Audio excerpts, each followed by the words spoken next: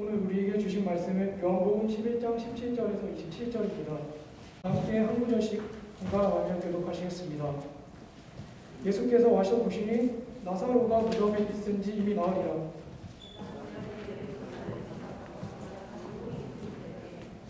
많은 유대인이 마르다와 마리아에게 그 오라비의 일로 의문하러 왔더니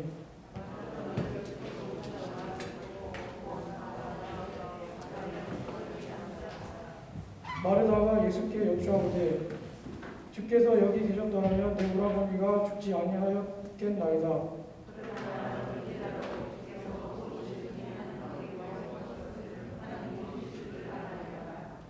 예수께서 이르시되 내 오라비가 다시 살아나리라.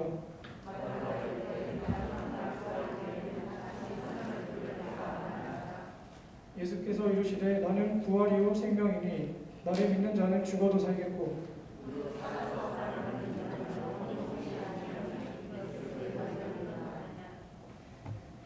이르되 주여 그러하이다. 주는 그리스도시요 세상에 오시는 하나님의 아들이신 줄 내가 아나이다.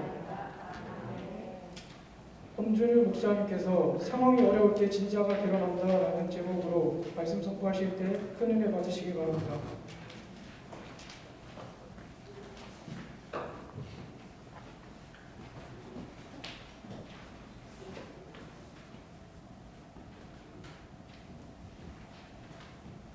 고개를 들어서 저를 바라보겠습니다. 할렐루야. 달리다고 고개를 숙인 자여 고개를 드시고 저를 바라봅시다. 사회하는 인도하는 친구가 너무 밝고 씩씩하게 해줘서 목사님 마음이 너무 편안하고 행복합니다. 앞으로도 인도하시는 친구들 기도로 준비하고 지금처럼 담대하게 예배를 인도해 나가면 참 좋겠다는 생각을 해봅니다. 모두 다 그렇게 예배 인도자로 또 예배자로 성공할 수 있기를 바랍니다. 함께 인사하기를 원합니다. 다만 인사를 할 때요 목사님이 그냥 이야기를 하겠습니다. 여러분 안녕하세요 라고 인사를 하게 되면 여러분 눈빛으로 사랑의 눈빛으로 옆에 친구들 앞뒤 좌우에 있는 분들과 인사하도록 하겠습니다. 안녕하세요. 네, 잘 오셨습니다. 만나서 반갑습니다. 네, 감사합니다. 코로나가 지금 설 연휴로 지나고 나서 굉장히 많은 확진자들이 지금 생겨나고 있는 것 같습니다. 그래서 저와 여러분들이 누누이 말씀을 좀 드리는데요. 어디 가서 뭐 묻어오는 건 어쩔 수가 없어요. 교통사고가 내가 운전을 잘한다고 해서 안 나는 건 아니거든요. 누군가가 나를 스쳐 지나가게 되면 나는 동선이 겹친 자가 될 뿐이에요. 다만 그런 일이 생겨났을 때 사회적으로 비판과 비난을 받지 않았으면 좋겠습니다. 마스크 다 올려주시고요. 그렇죠? 다 올려주시고 여러분도 자세 또 정자세를 또 해주시고 이렇게 하나님 말씀 앞에서 온전하게 기쁘게 즐겁게 오늘 예배 드리고 선생님과 친구들과 좋은 시간 가지고 일주일 동안 또 힘내서 살아가는 우리 모두가 되었으면 좋겠습니다. 말씀 암송부터 먼저 하도록 하겠습니다. 지난번 한 주 동안 여러분들이 암송한 걸로 알고 있고요. 어제까지 레위기 19장까지 읽은 걸로 기억을 합니다. 적어도 구약의 키워드라고 할 수 있는 레위기 19장 말씀을 저희가 묵상했던 것 같고요. 레위기까지 지금 말씀을 계속 읽어보고 있고요. 목사님도 원래 그 말씀을 읽는 시간과 그 다음에 큐티하는 시간과 그 다음에 기도하는 시간들 대략적으로 하루에 1시간 정도는 점심시간 이후로 조금씩 시간을 쪼개서 하고 있는데 설 연휴에 이번에 많은 게 무너졌어요. 너무 급하게 많은 장소를 좀 다녀오고 지치고 피곤해서 이번에 좀 시간들을 제대로 많이 못 가져서 좀 약간 마음이 불편함이 있어요. 그래서 어떤 생각이 드는지 아세요? 경건의 일상을 달리는 사람들은요 오히려 연휴가 불편해요. 연휴가 쉬는 날이 아니더라고요. 조금 더 적극적으로 믿음의 삶을 경주하기를 원하는 사람들에게 있어서는 쉬는 날이 오히려 나에게 있어서 유혹의 시간이더라고요. 저와 여러분들이 이 진리를 또 함께 깨달을 수 있는 이번 설 연휴 이후에 저희들의 모습이 되었으면 좋겠습니다. 말씀 암송 먼저 하도록 하겠습니다. 요한복음 12장 23절 말씀이고요. 다 같이 고개를 들어서 날 봐요. 한 주 동안 말씀 안종한 한 줄로 믿습니다. 내가 진실로 네 감사합니다. 시작. 내가 진실로 너희에게 이르노니 한 알의 밀이 땅에 떨어져 죽지 아니하며 한 알 그대로 있고 죽으면 많은 열매를 맺느니라. 주소 요한복음 12장 24절 말씀. 아멘. 고개를 들지 않는 친구는 다 죄인입니다. 자, 암송 말씀 보여주세요. 자, 다 같이 읽도록 하겠습니다. 시작. 내가 진실로 진실로 너희에게 이르노니 한 알의 밀이 땅에 떨어져 죽지 아니하면 한 알 그대로 있고 죽으면 많은 열매를 맺느니라. 아멘. 자, 이번 주는요 마태복음 10장 22절 말씀을 암송하도록 하겠습니다. 마태복음 10장 22절 말씀입니다. 그냥 넘길게요. 또 너희가 나로 말미암아 말씀인데요. 자, 넘기겠습니다. 다 같이. 자, 아닌데요. 네, 마태복음 10장 22절 말씀인데요. 마태복음 10장 22절 말씀 제가 한번 암송해 볼게요. 또 너희가 나로 말미암아 미움을 받을 것이나 모든 사람에게 미움을 받을 것이나 끝까지 견디는 자는 구원을 얻으리라. 주소 마태복음 10장 22절 말씀. 아멘. 네, 다음 한 주까지 여러분과 함께 말씀을 암송하고 또 좋은 시간들 나누고 가졌으면 좋겠습니다. 포항에 두 글자 병원 선모 병원 모린 병원이 있어요. 기 있는 자는 들을지어다. 근데 그 병원이 한 분의 장로님에 의해서 정말 조그만한 병원이었는데 서울에서 의대를 수석으로 졸업하신 아주 훌륭한 장로님이 지방에 병원을 세워서 복음 전파하겠다고 열의를 가지시고 내려오셨어요. 그래서 조그만한 병원을 개업을 하시고요. 그 병원 가운데 힘쓰고 애쓰셨던 것이 뭐냐면 오늘 일부 예배 드린 친구들, 우리 원로 목사님께서 말씀하셨던 내용과 겹치는 부분인데 선교에 대해서 집중하기 시작하셨어요. 돈을 벌면 벌수록 여름에 겨울에 의료 선교를 무료로 보내는 병원으로 그 교회가 쓰임받기를 원하셨어요. 그래서 얼마 안 되는 직원들, 얼마 안 되는 분들과 의사님, 간호사님들 또 직원들이 함께 무료로 그 모든 약값까지도 사역 모든 비용과 그 모든 비행기 왕복 비용부터 시작했어요. 그 모든 비용을 전혀 일체 비용을 들지 않고 그 의료 선교를 감당할 수 있도록 병원이 그 일들을 역할을 해나가기를 원하셨어요. 아니라 다를까 하나님께서 은혜를 주시는데요. 포항이라는 동네가 여러분들 크지 않나요? 울산이 비교하면 그렇게 작은 동네예요. 그런데 약 1000명 가까운 900명 넘는 직원을 둘 정도로 나중에 큰 병원이 됐습니다. 그리고 그 병원이 이제 나중에 소천하셨고요. 그래서 이제는 이 병원을 어떻게 운영할까 했을 때 이분의 유언대로 각 큰 교회의 장로님들이 돌아가면서요 그 병원을 유지하게 됐어요. 그래서 유지재단이 그 교회가 유지재단이에요.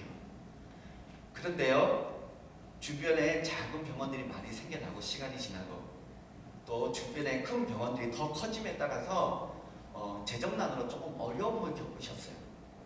그래서 이사님 되시는 장로님들이 모여서 결의를 합니다.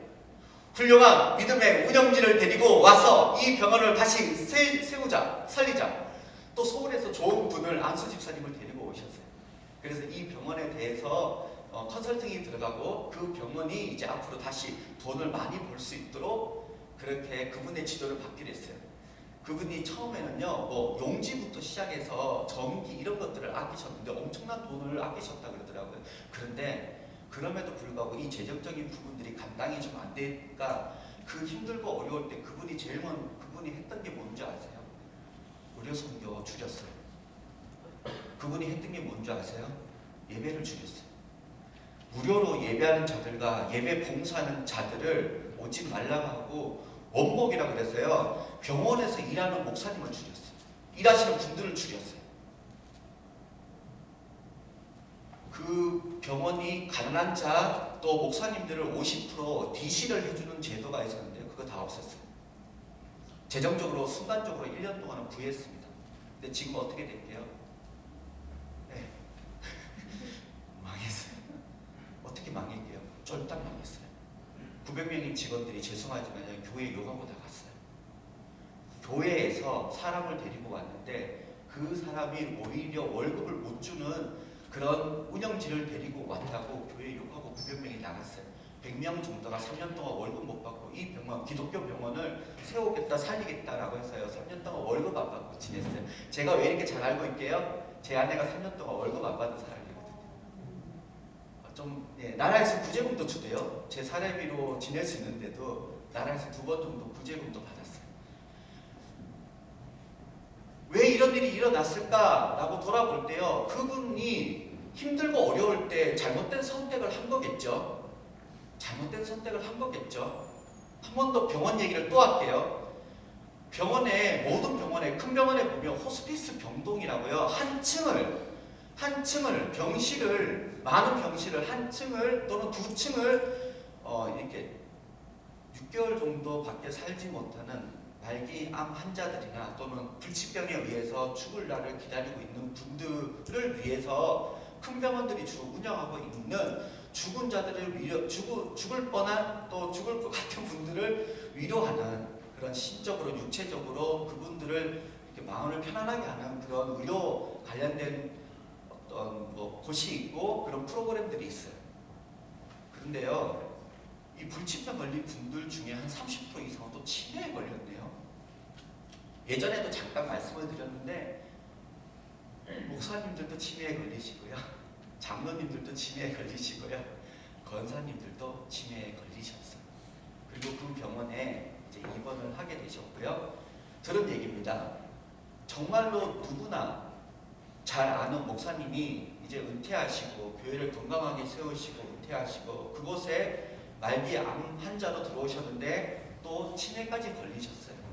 근데 이분이요, 치매가 점점 심해지면서 했던 행동들이 뭔지 아세요? 나지막하게 욕하는 거였대요.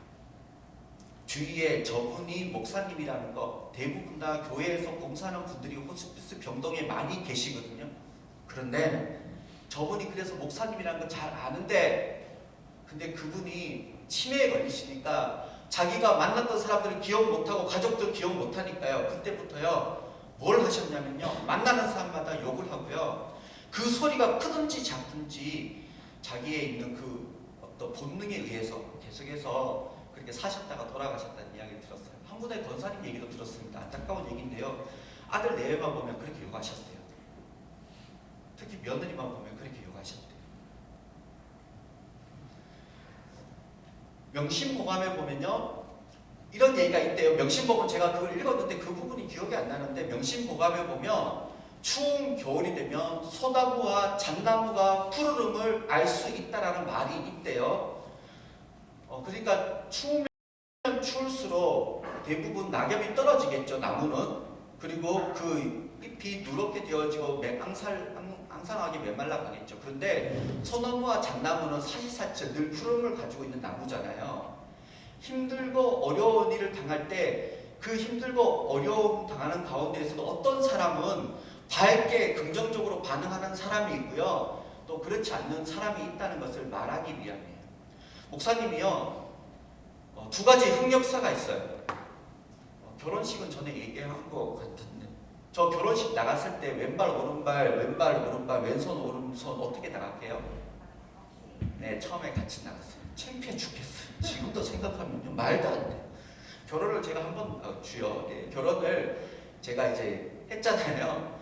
그런데 너무 당황해서 이게 나가야지라고 생각은 하고 이렇게 나갔어요. 흑역사.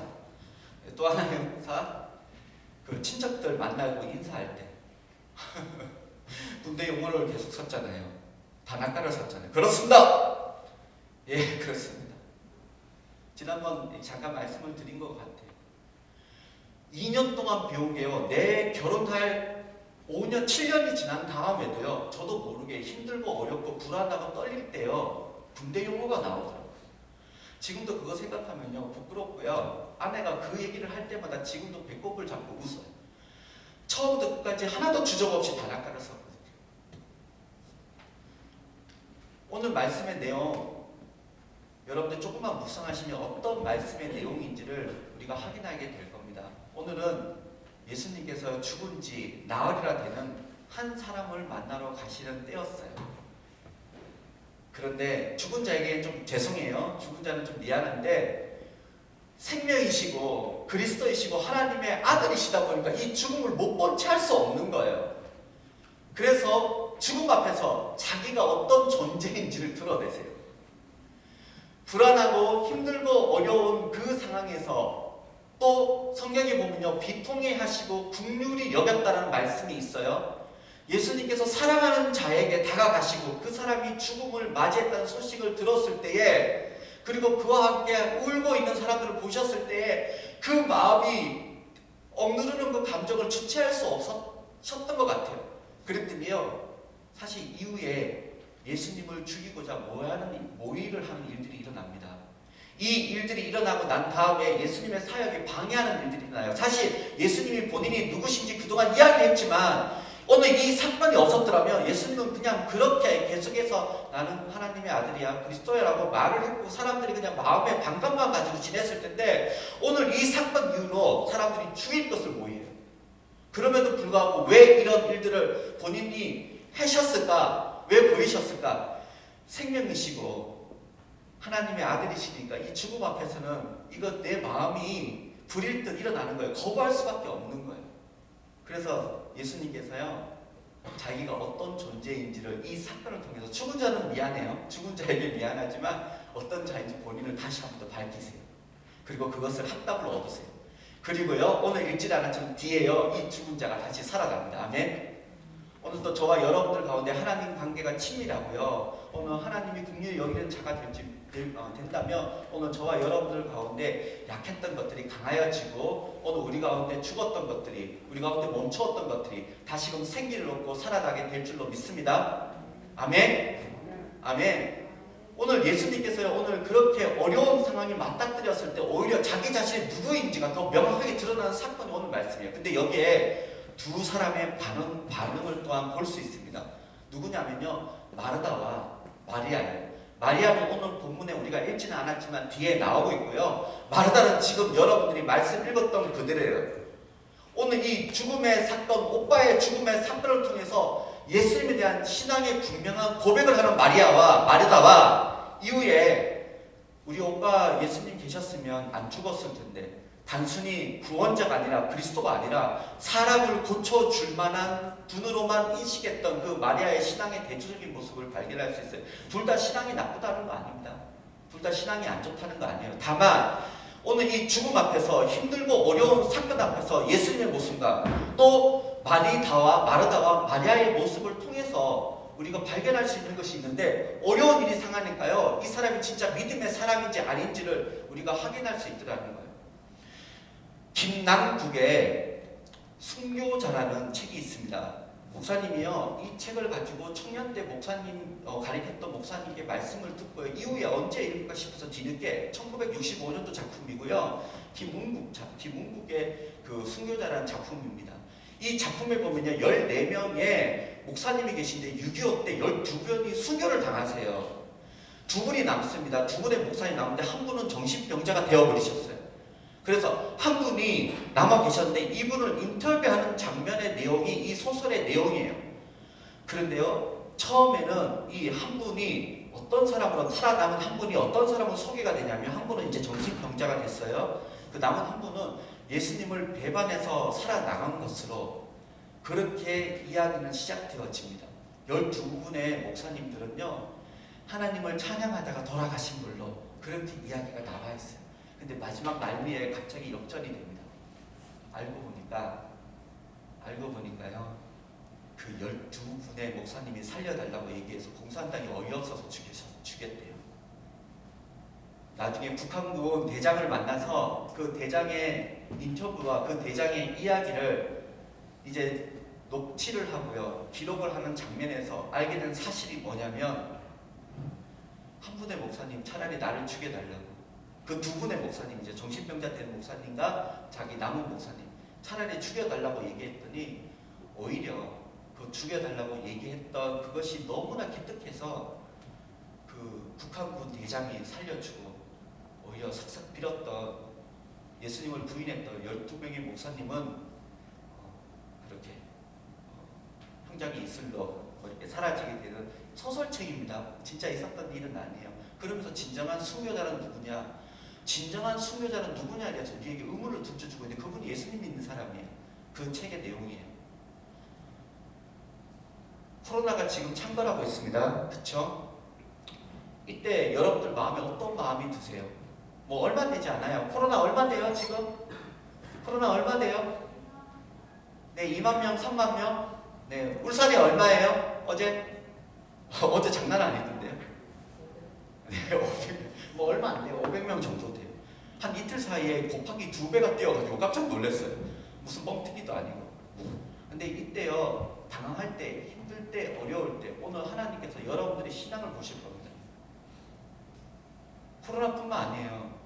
우리의 일상 가운데 있어서 힘들고 어려울 때 하나님께서 지금 여러분들을 불꽃 같은 눈동자로 지켜보고 있어요. 여러분들 어떤 행동하실 거예요? 여러분들 어떤 판단하시겠습니까? 오늘 이 마르다와 같은 모습을 여러분들은 보여주셨으면 좋겠습니다. 아멘. 마르다가 누가복음 10장에서 요리를 열심히 해가지고요 예수님께 책망받은 것처럼 보이잖아요. 근데 성경에 책망받았다라고 단어가 나와 있지 않아요.